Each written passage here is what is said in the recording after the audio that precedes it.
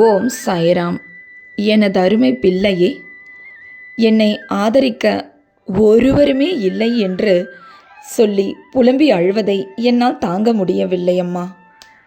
உன் வயதுக்கு ஏற்றாற்போல் உன் மனதை நீ பக்குவப்படுத்தாமலேயே இருந்ததால்தான் இத்தனை போராட்டங்கள் மீண்டும் மீண்டும் உன்னையே சுற்றி திரிகின்றன. விழுந்தால் எழுந்திரு.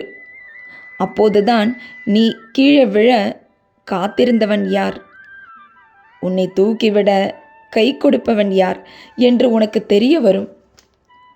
இப்போது தெரிந்து கொண்டாயா போலியானவர்கள் யார் என்று? இவர்கள் யாரையும் கண்டும் காணாமலும் உன் வேலையை தொடர்ந்து செய் என்று முன்பே பல முறை எச்சரித்திருந்தேன். கேட்டாயா? இப்போது பார், மீண்டும் உன்னை கீழே விழ வைப்பதற்காகத்தான் உன்னையே சுற்றி கொண்டிருந்தார்கள் என்று நீ தெரிந்து கொண்டாயா? பிரார்த்தனையை எப்போதும் கைவிடாதே, தொடர்ந்து செய்து கொண்டே இரு. ஏனெனில் சிவனப்பா எப்போதுமே எதிர்பாராத பலனை கொடுக்கக்கூடியவர். இந்த போலி மனிதர்களின் முகத்திரையை உனக்கு கிழித்து காட்டத்தான் உன்னையே சுற்றி கொண்டிருந்தேன் அம்மா. இன்று அந்த திரைக்கு பின் உள்ள போலி முகத்தை பார்த்தாயா? அதை பார்த்ததால் தான் அழுகிறாய். போதும், அழுவதை நிறுத்து. தொடர்ந்து ஒரு நாளைக்கு ஒரு முறையாவது ஆத்மார்த்தமாக மனதால் ஓம் சாய்ராம் என்று சொல்லிக்கொள். உன் வேலையில் கவனம் அதிகமாகும் போதுதான் உன்னை சுற்றியுள்ள அத்தனை போலி உறவும் தள்ளி நிற்கும் என்பதை மறவாதே. விழுந்த இடத்திலேயே நிற்காதே, எழுந்திரு. எழுந்து விழிப்போடு செயல்படு. நீ வெற்றி பெறுவதற்கு வயது ஒரு தடையே இல்லை என்று இன்னும் தீவிரமாக உன்னால் எதையும் சாதிக்க முடியும் என்று இன்னும் அதிகமாகவே சொல்லிக் கொண்டிரு. அவர்கள் உன்னை பார்த்து சிரித்து கொண்டிருக்கின்றார்கள். நீ கீழே விழுந்ததை பார்த்து அகங்காரமாய் அவர்கள் செயல்படுகையில் நீ யார் காலிலும் விழ வேண்டியதில்லை. அவர்கள் அன்பிற்காக கெஞ்சி நிற்காதே என்று சொன்னேன் அல்லவா? கேட்டாயா? மற்றவரிடம் அன்புக்காக ஏங்கி நிற்காதே, நீதான் அவமானப்படுவாய் என்று சொன்னேன் அல்லவா? அழாதே. உன்னை இது நாள் வரை கஷ்டப்பட்டு வளர்த்தேன். இதற்காகவா? இப்படி தினமும் அழுது கொண்டே இருப்பதற்காகவா?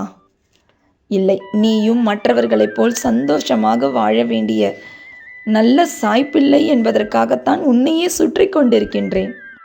வாழ்க்கையில் நீ ஜெயிக்க வேண்டுமென்றால் முதலில் உன்னை இழிவாக நினைப்பவர்களையும் உன்னிடம் என்றுமே குறை காண்பவர்களையும் உன் வாழ்க்கையிலிருந்து ஒதுக்கிவிடு.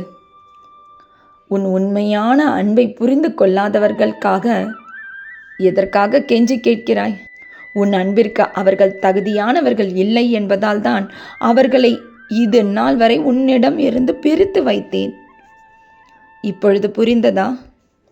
சந்தனம் கூட குறிப்பிட்ட தூரம் வரையே மணக்கும். ஆனால் நல்லவர்களின் செயல்கள் நாலா திசைகளிலும் பரவும். அதுபோல் நீ மனதில் நினைத்து கொண்டிருக்கும் அந்த நல்ல செயலை தொடர்ந்து செய்து கொண்டே இரு. தொடர்ந்து செய்ய செய்ய உன் வெற்றி உறுதியாகும். உன் வெற்றி உறுதியாகும் போது அவர்களின் நிலை தலைகீழாக மாறும். நீ இன்று அனுபவிக்கும் வாழ்க்கை உன்னுடையதே இல்லை, அவர்களுடையது. அவர்களிடம் இப்படி எதிர்த்து பேசியே அவர்களின் கர்மாவை நீ வாங்கி கொண்டாய் என்பதை நீ புரிந்து கொண்டாயா? அந்த வாழ்க்கையை முதலில் தூக்கி எறி. அந்த கெட்ட சம்பவங்களை உன் மனதில் இருந்து தூக்கி எறி. உன் நிலைமை மாறப்போகிறது. நான் மாற்றப்போகிறேன். உன் விதியை மாற்றி எழுதிவிட்டேன். அதனால்தான் இத்தனை போராட்டங்கள் உன்னில் எட்டி பார்க்கின்றன. அதனால்தான் எங்கேயோ இருந்த உறவுகளும் இன்று உன்னிடம் வந்து சண்டை போட்டு செல்கின்றன. வரும் வியாழனில் உனக்காக ஒரு அதிசயம் காத்திருக்கிறது. அது உன் வாழ்க்கையை புரட்டி போட போகிறது. யார் வசை சொல்லும் உன்னை தீண்டாது இனி. ஏற்கனவே நீ நிறைய அழுது விட்டாய். அவர்களுக்கு தெரியாது இது. நீ என்னமோ சந்தோஷமாக வாழ்ந்து கொண்டிருக்கின்றாய் என்று நினைத்து கொண்டிருக்கின்றார்கள். நான் உன்னை நிறையவே சோதித்து விட்டேன் அம்மா. போதும், நீ இப்படியே கண்கலங்கி கொண்டிருந்தால் எப்படி ஜெயிப்பது? ஆடுபவர்களின் ஆட்டம் அடங்க வேண்டாமா? இப்பொழுது தானே உன்னை வெறுத்தவரின் வாழ்க்கையை பார்த்தாய். இனி அடுத்தடுத்து நிறைய அதிசயம் காத்திருக்கு. நீயாக போய் யாரிடமும் எதை பற்றியும், உன் வாழ்க்கையை பற்றியும், உன் வாழ்க்கையில் உள்ள சோகங்களை பற்றியும் சொல்ல வேண்டாம்.